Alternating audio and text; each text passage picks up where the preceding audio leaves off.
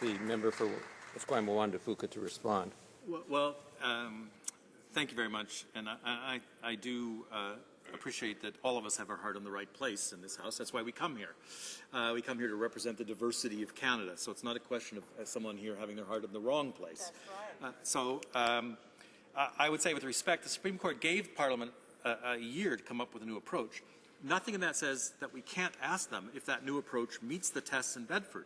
Cabinet always has the right in our legal system to refer a matter in advance directly to the Supreme Court. So nothing prevents us from checking at this point to see. And as I said before, if the government thinks this is constitutional, it should then be very happy to send it off and get a ruling and then proceed. And the member said, that I told them they could be arrested any place. I want to go back because I was trying to make the point. I had not even read, I will be honest with you, when I got the call, I had not even read the bill.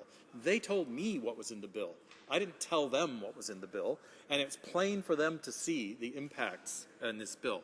And I would say, while I have the greatest of sympathy for people who have been trafficked or end up involved in violence and death as a result of their involvement in the sex trade, my sympathy is no less than anyone in this House. I think we have to be careful by making policy on accepting or by selecting the most extreme cases. And so in my riding, Peers Organizations works with 450 women who are involved in the sex trade. They are a representative sex worker-run organization, and their concerns, I think, need to be taken very seriously. Questions and comments? Question commentaire. The honourable member for Cape Breton-Canso. Thank you very much, Mr. Speaker, and I very much appreciated the comments put forward by my colleague from the NDP. And just if he could further comment, just reading recently, and I know the government has maintained that this legislation is in compliance with the Supreme Court ruling, the Bedford ruling. They believe it satisfies the ruling. A lot of people don't agree with the government in that case. But just the Conservative member from Cumberland, Colchester, Musquodoboit Valley, in a speech just last week when he was speaking to some party faithful in Parsborough, if I could quote his speech, "We will not put up with the Supreme Court decision," was the comment that he shared with a little bit of home cooking for the base, no doubt. But he further goes on to say, "We don't care what constitutional lawyers say."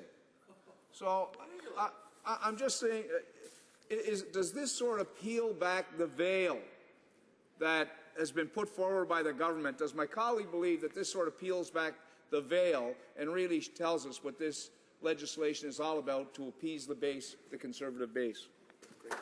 The honourable member for Esquimalt-Fuka. Well, I thank the honourable member, and I guess to me today, it doesn't serve much purpose for me to speculate on the motives on the other side. I'm really talking about the content of the bill, and as you point out, the government seems to believe that this bill, in fact, meets the constitutional tests set in the Bedford case, and therefore I would like to see them referred to the Supreme Court and find out if they're right or not.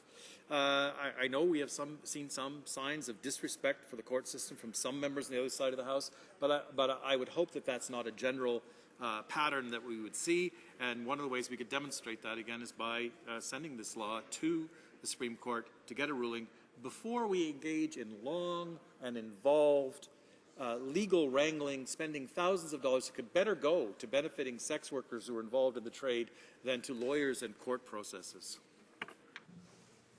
Questions and comments?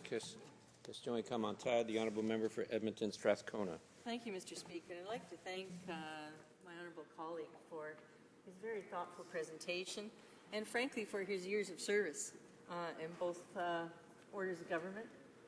Very appreciated and actually on-the-ground experience to share here today. Mr. Speaker, I too have been reaching out to people in my community. I've met with a series of groups of sex workers. I've also met with an incredible organization, the Centre to End All Sexual Exploitation. And as this organization, CEASE, reviews the bill and looks at it more carefully, they are shifting their initial perspective. Initially, they were very excited the government had come forward. Frankly, they were mostly excited because the government was finally providing some money to support their efforts. And they worked diligently to support sex workers and to try to work with those who are purchasing sex, to explain to them in many circumstances what they're doing is putting women or men at risk in trafficking and children and so forth, and trying to get them to understand the risks inherent in the trade. What is deeply troubling is that we've just heard in the question and answer with my honourable colleague with the other side was that, well, the court just said go off and come up with something that you think works. Well, then that's not actually what the Supreme Court said. They said very clearly that there's going to be a problem if it infringes Article 7 of the Charter of Rights.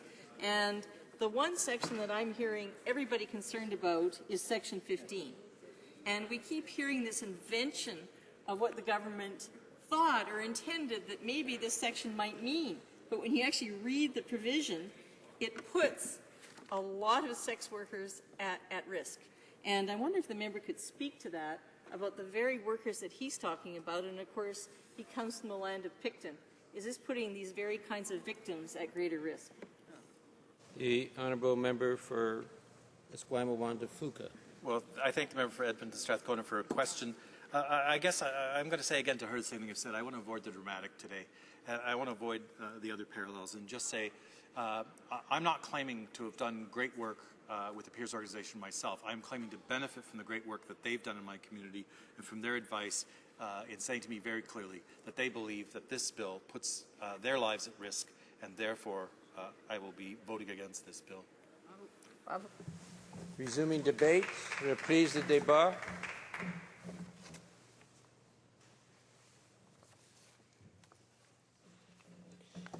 Is the House ready for the question?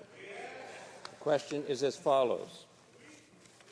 Mr. McKay, Central Nova, seconded by Mr. Kenny, Calgary Southeast, move that Bill C-36, an act to amend the Criminal Code in response to the Supreme Court of Canada decision in Attorney General of Canada versus Bedford, and to make consequential amendments to other acts, be now read a second time and referred to the Standing Committee on Justice and Human Rights.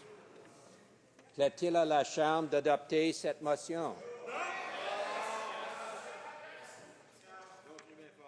All those in favor of the motion will please say yea. Yea! All those opposed will please say nay. No! It's a tough one. I'll go with the yeas. À mon avis, les oui l'emportent.